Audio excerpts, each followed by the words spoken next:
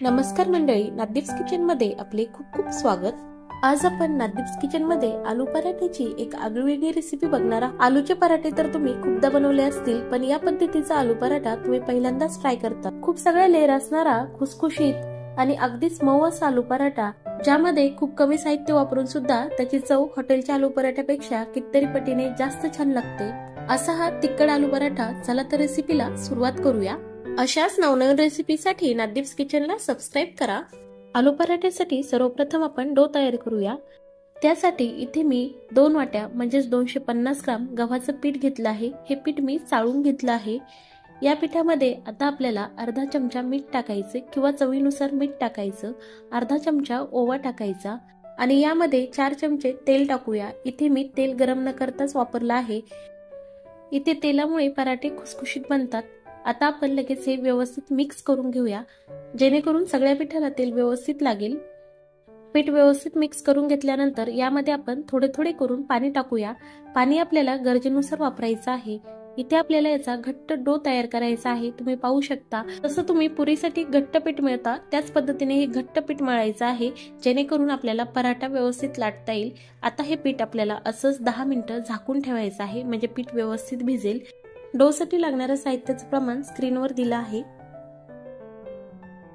Second step मध्ये आपण पराठ्यासाठी लागणारं सारण तयार करूया। त्यासाठी इथे मी उकडलेले मीडियम साईजचे 5 बटाटे घेतले आहेत। तेच बटाटे इथे मी हाताने व्यवस्थित मॅश करून घेतले आहे। आता बटाटे व्यवस्थित कुचकरल्यानंतर त्यामध्ये आपण मसाले टाकूया। त्यासाठी इथे मी 1 चमचा लाल मिरच पावडर, अर्धा चमचा हळद पावडर, अर्धा चमचा भाजलेले जिऱ्याचं पावडर, पाव चमचा काळी मिरी पावडर आणि पाव चमचा आमसूल पावडर, अर्धा चमचा धने पावडर आणि 1 चमचा आलं पेस्ट आणि 2 हिरव्या मिरच्या इथे मी बारीक चॉप करून वापरत आहे। तुम्ही लहान मुलांसाठी बनवणार असाल तर हे स्किप पण करू शकता। आता यामध्ये 4 चमचा आपण कोथिंबीर टाकूया। इथे मी फ्रेश कोथिंबीर यूज केली आहे। आता यामध्ये आपण चवीनुसार मीठ टाकूया। याआधीही आपण डो मध्ये मीठ वापरलं आहे, त्यामुळे इथे मीठ थोडं कमी टाकायचं। आता हे सगळे जिन्नस बटाट्यामध्ये आपण व्यवस्थित मिक्स करूया, जेणेकरून सारणामध्ये मसाला सर्व ठिकाणी एकसारखा लागेल। इथे आपलं सारण तयार आहे। यासाठी लागणाऱ्या साहित्याची यादी स्क्रीनवर दिली आहे। आता थर्ड स्टेप मध्ये आपण डायरेक्टली आलू पराठा बनवायला घेऊया। त्यासाठी आपण आधी डो भिजत ठेवला होता, तो चेक करून बघूया। आपण डो घट्ट मळला होता, त्यामुळे इथे फार जास्त सेल झाला नाही। जर डो जास्त सेल झाला असेल तर डो पुन्हा एकदा पीठ लावून मळून घ्या। इथे मी हातामध्ये पिठाचा एक मीडियम साईजचा गोळा घेऊन पाटावरच तो व्यवस्थित मळून घेत आहे, त्याला पीठ लावून घेत आहे, जेणेकरून तो घट्ट मळेल आणि आपला पराठा सुद्धा छान होईल। आता हा पुन्हा एकदा पिठामध्ये बुडून पराठा लाटायचा। पराठा लाटण्यासाठी आपल्याला एक पातळ पोळी लाटायची आहे। सुरुवातीला आपण पोळी फास्ट मध्ये लाटू शकतो, आपल्याला पातळच पोळी लाटायची आहे। इथे दाखवल्याप्रमाणे आपली पोळी लाटून तयार आहे। आता याला आपल्याला साठा लावायचा आहे। तुम्ही साठ्यासाठी मैदा किंवा गव्हाचं पीठ सुद्धा वापरू शकता। मी डायरेक्ट यावर तूप टाकत आहे। संपूर्ण पोळीला आपल्याला व्यवस्थित तूप लावून घ्यायचं आहे। पराठे शेकताना जरी तुम्ही तेलामध्ये शेकले तरी खाताना या स्टेपमुळे तुपाची चव येते, त्यामुळे इथे तूपच लावायचं। तुम्ही हवं तर बटर सुद्धा यूज करू शकता। आता इथे शेवटपर्यंत व्यवस्थित तूप लावून झालं आहे। यावर आपण आता थोडंसं गव्हाचं पीठ टाकूया। हे पीठ आपल्याला पोळीवर व्यवस्थित स्प्रेड करायचं आहे, खूप जास्त पण लावायचं नाही। पोळीला व्यवस्थित पीठ लावल्यानंतर आपल्याला याला फोल्ड करायचं आहे। चपातीच्या गोल गोल घड्या मारायच्या आहेत। घड्या मारताना अगदी दाबून घड्या मारायच्या आहेत, जेणेकरून त्यामध्ये हवा राहणार नाही।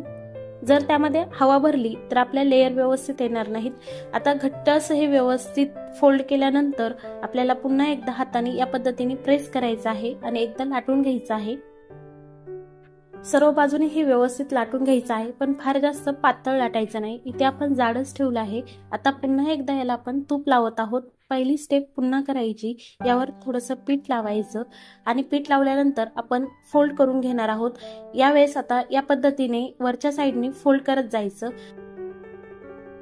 हे पॅक असं फोल्ड करायचं आणि हातानेच त्याला थोडंसं प्रेस करायचं, दाबून घ्यायचं, जेणेकरून त्याच्या लेयर सुटणार नाहीत। अशा प्रकारे हा डो तयार झाल्यानंतर तो डो मध्यभागी आपल्याला 2 भागामध्ये व्यवस्थित कापून घ्यायचा आहे। सुरीच्या साहाय्याने मी याचे 2 भाग करत आहे। एक भाग आपण साईडला ठेवूया आता याला आपल्याला वाटीचा आकार देऊन घ्यायचा आहे, जेणेकरून त्याच्यामध्ये आपल्याला भरपूर असं सारण भरता येईल। हे पराठे तुम्हाला फुरसतीच्या वेळेमध्ये नवीन काहीतरी ट्राय करायचं असेल तर अगदी बेटर ऑप्शन आहे। तुम्ही हे पराठे नक्की ट्राय करू शकता आणि अशा पद्धतीने बनवल्यानंतर त्याला लेअर सुद्धा छान येतात। इथे आपण पाहू शकता, इथे मी व्यवस्थित याला आकार देऊन घेतला आहे। यामध्ये आता आपण बटाट्याचं सारण भरूया। यामध्ये जेवढं बसेल, जेवढं मावेल तेवढं तुम्ही यामध्ये सारण भरू शकता। बोटाने सारण आतमध्ये व्यवस्थित दाबायचं, जेणेकरून पराठा लाटताना फुटणार नाही। आता आपण ज्या पद्धतीने मोदक बनवतो त्या पद्धतीने याची घडी मारायची आणि या पद्धतीने हे पीठ तयार करून घ्यायचं। जर एक्स्ट्रा पीठ असेल तर ते काढून टाकायचं। इथं फार जास्त एक्स्ट्रा पीठ नसल्यामुळे मी या पद्धतीने दाबून घेतलं आहे। आता आपण पराठा लाटायला घेऊया। त्यासाठी हा डो आपल्याला पुन्हा एकदा पिठामध्ये बुडवायचा आहे आणि व्यवस्थित पराठा लाटायचा आहे। पराठा लाटताना हा पराठा आपल्याला फार हलक्या हाताने लाटायचा आहे। प्रेस करून लाटू नका, जोर देऊन लाटू नका, नाहीतर आतलं सारण बाहेर येऊ शकतं। हा पराठा इतर पराठ्यापेक्षा, म्हणजे आपण जसे आलूचे पराठे इतर वेळेस बनवतो त्यापेक्षा थोडा जाडच असतो। या पद्धतीने मी हा पराठा व्यवस्थित लाटून घेतला आहे, तुम्ही पाहू शकता। एवढासा हा जाड ठेवला आहे। लेअर असल्यामुळे फार हलक्या हाताने लाटायचं, जेणेकरून लेअर दबणार नाहीत आणि पराठा ही व्यवस्थित खुसखुशीत होईल। आता आपण लगेच हा भाजायला घेऊया। त्यासाठी मी गॅसवर तवा गरम करायला ठेवला होता, त्यावर मी तेल टाकत आहे। आता पराठा तुम्ही तेल, तूप किंवा बटर कशामध्ये सुद्धा भाजू शकता। इथे मी आधी तेलाचा वापर केला आहे। 70-80% तवा गरम झाल्यानंतर त्यावर तुम्हाला पराठा सोडायचा आहे। तव्याला आपण आधीही व्यवस्थित तेल लावून घेतलं आहे आणि आता पुन्हा एकदा पराठ्याला तेल लावत आहोत। व्यवस्थित हा पराठा आपल्याला भाजून घ्यायचा आहे। या पद्धतीने सगळ्या पराठ्याला आपण व्यवस्थित तेल स्प्रेड केलं आहे। तुम्ही पाहू शकता पराठा एकदम सुंदर दिसत आहे। दोन्ही बाजूने आपल्याला खरपूस असा हा भाजून घ्यायचा आहे। इथे गॅसची फ्लेम तुम्हाला मिडियमच ठेवायची आहे, जेणेकरून पराठा चांगला भाजला जाईल, आतपर्यंत तो शेकला जाईल।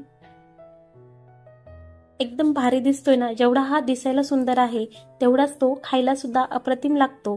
आता आपण याच पद्धतीने सगळे पराठे भाजून घेऊया। सेकंड पराठा सुद्धा याच पद्धतीने आपल्याला भाजायचा आहे, पण यावेळेस मी इथे तेलाऐवजी तुपाचा वापर करत आहे।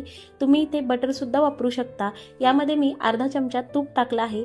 तूप पराठ्याला व्यवस्थित स्प्रेड करून घ्यायचं आहे। आधी आपण पराठ्याला तूप लावलंच होतं, त्यामुळे इथे तूप नाही वापरलं तरी चालेल, तुपाची चव तशीही येणारच आहे।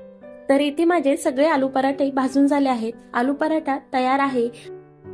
हे आलू पराठे तुम्ही दही चटणी सोबत, दह्यासोबत, पुदिनाच्या चटणी सोबत, टोमॅटो सॉस सोबत किंवा असेही खाल्ले तरी अप्रतिम लागतील। तुम्ही इथे पाहू शकता अगदी मस्त अशा याच्या लेअर दिसत आहेत। हातामध्ये आलू पराठा दाबल्यानंतर आतल्या साईडने त्यामध्ये व्यवस्थित तो खुसखुशीत दिसत आहे। तर तुम्ही सुद्धा या पद्धतीने हा आलू पराठा नक्की ट्राय करा। फॅमिलीमधले सगळेच लोक आवडीने खातील आणि तुमचं भरभरून कौतुक करतील। इतका छान आलू पराठा तयार होतो। तर तुम्ही सुद्धा ही रेसिपी नक्की करा। रेसिपी कशी झाली कमेंट्स करून नक्की सांगा। पुन्हा भेटूया अशाच नवनवीन रेसिपी सोबत। तोपर्यंत खात राहा आणि खुश राहा। धन्यवाद।